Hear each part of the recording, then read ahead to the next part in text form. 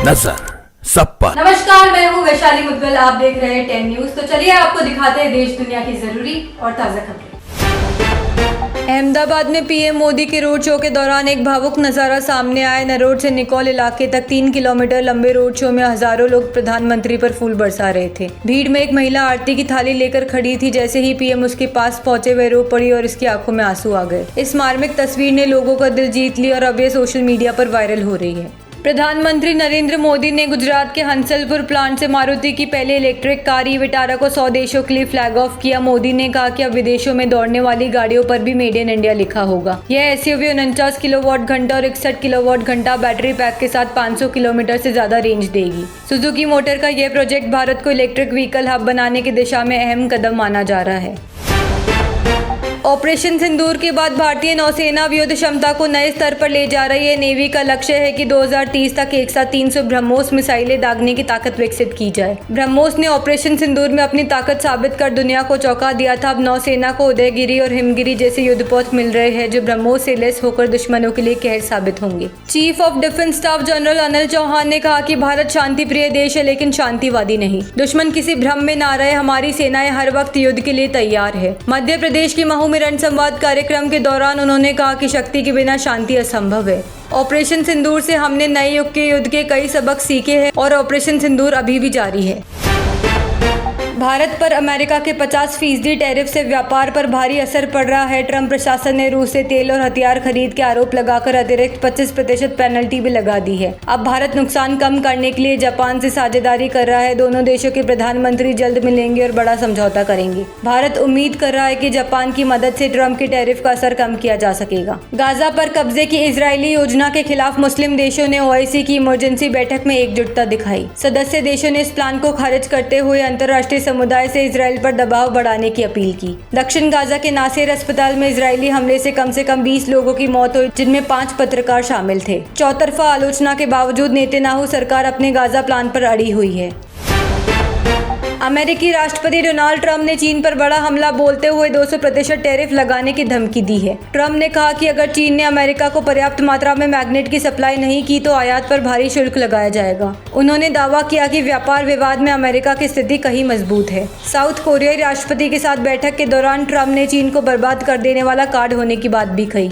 America के Texas में Republican उम्मीदवार वैलेंटिना गोमेज ने सोशल मीडिया पर कुरान जलाने का वीडियो शेयर कर विवाद खड़ा कर दिया। उन्होंने फायर गन से कुरान जलाते हुए कहा कि मुसलमान ईसाई देशों पर कब्जा कर रहे हैं और जीतने पर इस्लाम का खात्मा कर दूंगी। इस बयान और वीडियो ने मुस्लिम समुदाय में गुस्सा फैला दिया है। वैलेंटिना 2026 में टेक्सास के 31वें संसदीय क्षेत्र से चुनाव लड़ेंगी।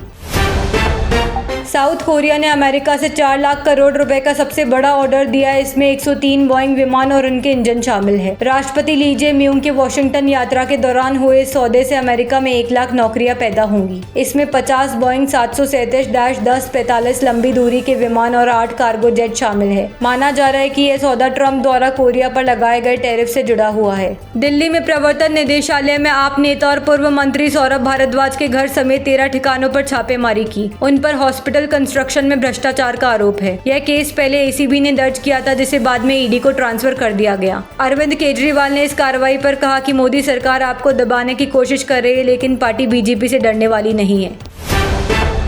बिहार के सुपौल में प्रियंका गांधी वोटर अधिकार यात्रा में शामिल हुई। ये यात्रा चुनाव आयोग द्वारा 65 लाख से अधिक मतदाताओं के नाम काटे जाने के खिलाफ निकाली जा रही है। राहुल गांधी और तेजस्वी यादव इस यात्रा का नेतृत्व कर रहे हैं। प्रियंका के शामिल होने से कार्यकर्ताओं में जोश बढ़ा है। कांग्रेस का कहना है कि BJP वोट चोरी की साजिश कर रही है और जनता का विश्वास खो चुकी है। राजस्थान हाई कोर्ट ने पूर्व मंत्री महेश जोशी की जमानत याचिका खारिज कर दी है। जोशी पर जल जीवन मिशन के 900 करोड़ रुपए के घोटाले में मनी लॉन्ड्रिंग का आरोप है। उन्हें 24 अप्रैल को ED ने गिरफ्तार किया था। इससे पहले निचली अदालत भी उनकी बेल याचिका खारिज कर चुकी है। हाई कोर्ट की जयपुर बेंच ने दोनों पक्षों की बहस सुनने के बाद आज फैसला सुनाया।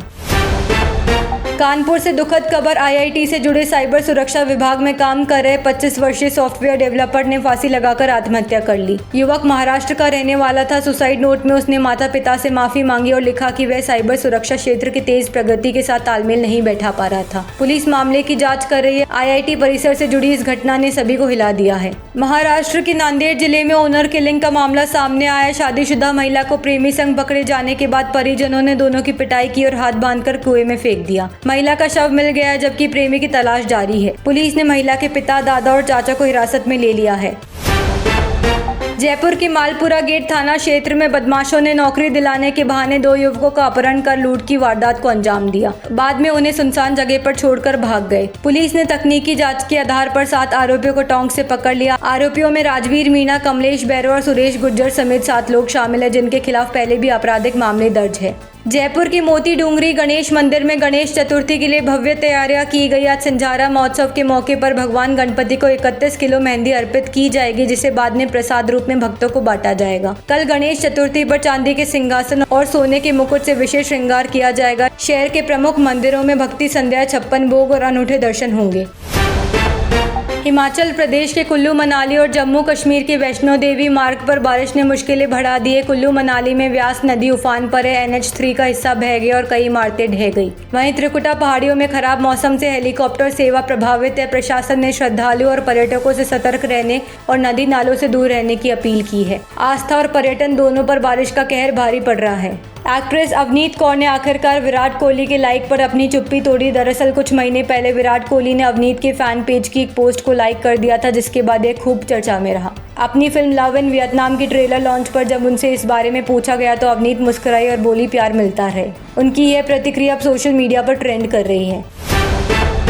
भोपाल में एक इवेंट के दौरान अभिनेता सुनील शेट्टी का गुस्सा सबके सामने फूट पड़ा। आमतौर पर शांत स्वभाव के लिए पहचाने जाने वाले सुनील शेट्टी ने इस बार एक लोकल मिमिक्री आर्टिस्ट की जमकर क्लास ले ली। मिमिक्री के दौरान कुछ ऐसा हुआ कि अभिनेता का पारा चढ़ गया और उन्होंने सबके सामने आर्टिस्ट की धज्जियां उड़ा दी। इस घटना का वीडियो वायरल हो गया और सोशल मीडिया पर लोग सुनील शेट्टी की आलोचना कर रहे हैं। बॉलीवुड एक्ट्रेस काजोल ने साफ कर दिया है कि उनकी बेटी निशा फिल्मों में कदम नहीं रखेगी। इंटरव्यू में काजोल ने बताया कि निशा ने खुद फैसला किया है कि वे इंडस्ट्री का हिस्सा नहीं बनेगी। उन्होंने नेपोटिज्म और स्टार किड्स को मिलने वाली आलोचना का हवाला दिया। काजोल कहती है कि फिल्म इंडस्ट्री में एंट्री के साथ फायदे और नुकसान दोनों जुड़े होते हैं और हर कदम पर जजमेंट का सामना करना पड़ता है।